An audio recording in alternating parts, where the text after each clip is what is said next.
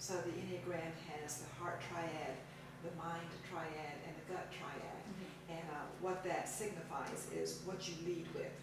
And so as a 6, not only are you in that triad, but you're in the epicenter of the triad. And so that means that if there were gravitational pulls to the other type, you don't even get that.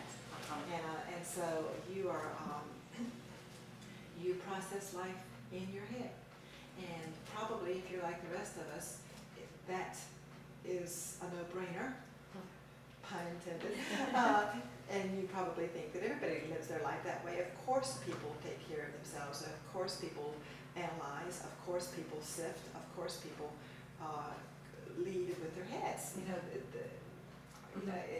My response would be, are you kidding? And I know I am going to say no. As I started off in the beginning, there are 9 ways to do life. And your way is a wonderful way, and a legitimate way. And if I invite you to go read about the 6s and see if you agree with me. But they are called the loyalists. And so you see, you didn't use that as an adjective, but I think that you probably are very loyal. And yes, they do plan excessively, and they find their worth and their value by being safe. Safety and security are the 5, 6, and 7s. And life is all about being safe and secure because their little grid tells them that life is not secure. And other people's grids don't necessarily tell them that, interestingly enough. But it tells you, and there is no arguing with this grid of yours. This grid says, dear one, life is not safe. And that's right, and there's no arguing. So, so anyway, do you have any questions about what that means, a 6 being a 6? No, that sounds right. It sounds like you agree that For sure. I one time read something about how people lead with their eyes, or you lead with your body, or you lead, I forget, it was some fiction. And the girl said how she liked leading with her eyes. And I thought, yeah, I like that too, because then it's like you take it all in, so you can, rather than just go and barrel in, you have to take it all in and process it and be prepared to walk in. Yes.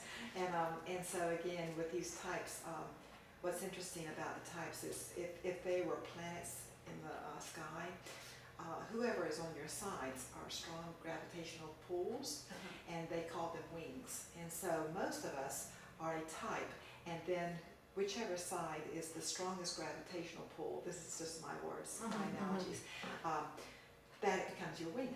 And so whichever side, we're either pulled to the left or we're pulled to the right. And so I think that you also, if you care to look, you have a wing that is probably the 5.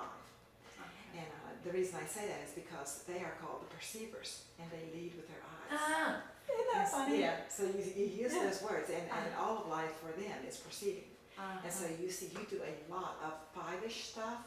They also are very, they also are very quite guarded about who comes in and who doesn't come in. And so you see, you are, in my mind, clearly a 6, but lots of 5. So it's sort of fun, because the 6 who has the 5 wing is a different creature than the 6 who has the 7 wing.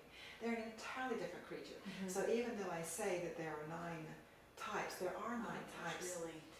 But then, types. and types of types, and then on top of that, there are even gradations that finer tune it, that then we begin to make more sense to ourselves, and other people make more sense to us too.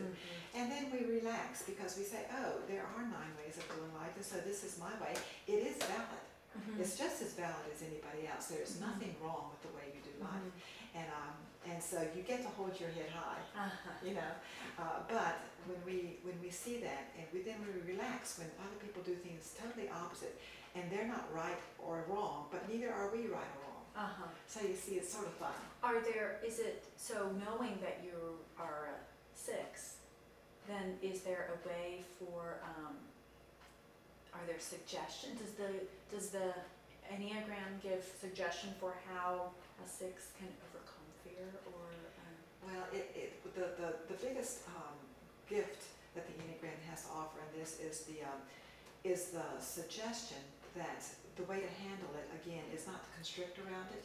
In other words, when you observe, they teach you that one of the biggest skills that you can learn is to learn to observe and watch yourself, because what they're saying is, yes, there are other ways that you can become safe other than being anxious.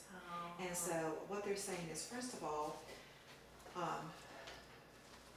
that the grid that you are wired by is that when you don't feel safe, you constrict. And so if you can learn to watch your constricting, then you can go backwards, so to speak, and say, what is it that I am fearing? Mm-hmm. Because you see, everything up until this understanding was so automatic. You were probably, if you were like the rest of us, not even aware that there was any fear in your life whatsoever. Mm-hmm. And so when we learn to watch our body and watch the constricting, then we can go backwards and say, oh, I'm constricting. What is that about? But you learn to ask the question, what am I afraid of? And before, we never even had the question. And so then sometimes when that happens, we can address the real fear rather than the symptomatics. And so they teach you to watch the constricting, and when you are constricting, to teach yourself to relax around it. So to me, the beauty of it is, again, a beginning way that we do life is, that's bad, stop it. And I think that's a great foundation. I think everybody should be taught what is right and wrong, and I think they should be taught to stop it. But as we get older, we find out that it's not that simple. And so I love the understanding that when something is bad, that instead of stop it, you relax around it, because we at some point have to understand that this is a part of who we are, and that if we can incorporate it, and instead of trying to rip it away, if we can relax around it and get our understand what's really going on, then we can be more realistic and more compassionate. And so again, even with our own selves. that's right. And so the big components of the Enneagram is observing and relaxing and compassion. And so we are finding that is working swimmingly. So this is what we have to offer you. Yeah, that's so interesting. Yeah. Thank you, Robin. Thank you. Yeah.